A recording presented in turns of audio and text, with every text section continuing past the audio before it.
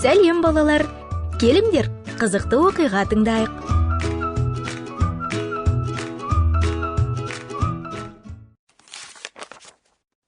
Айдар көрпешеде жатып, қызық кітапты оқып жатты. Бұл кім тағы? Берік, бұл сенсің бе? Сен қайдан келдің? Айдар таң қалды. Ол күтпегендіктен сөз таба алмай қалды. Берік оның ең жақын досы болды. Бірақ ол 2 жыл бұрын көшіп кеткен, және осы уақыт ішінде олар бір-бірін көрген жоқ.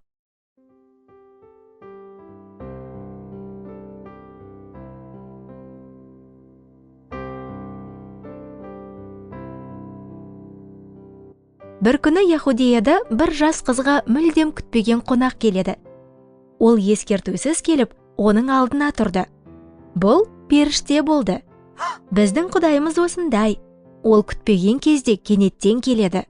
Мариям таң қалып қалды. Қорықпа, Мариям. Құдай сені жақсы көреді. Құдай бізбен сөйлесу үшін келеді.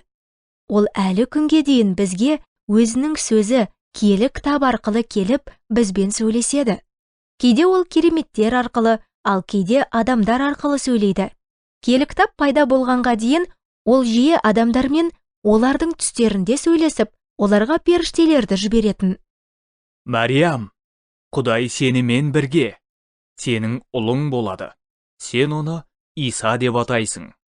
Бұл қалай болуы мүмкін? Мен тұрмыс құрған емеспін ғой. Менің күйеуім жоқ. Құдай сенімен бір керемет жасайды.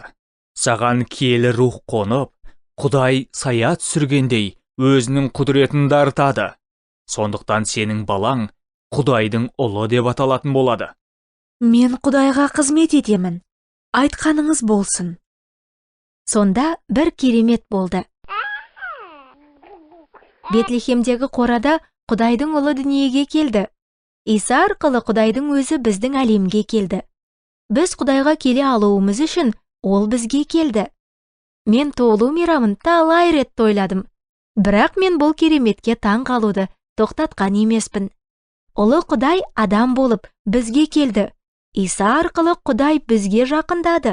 Оның адамдарға жақын болғаны соншалықты, олар тіпті оны көріп, оған қолдарын тигізе алды.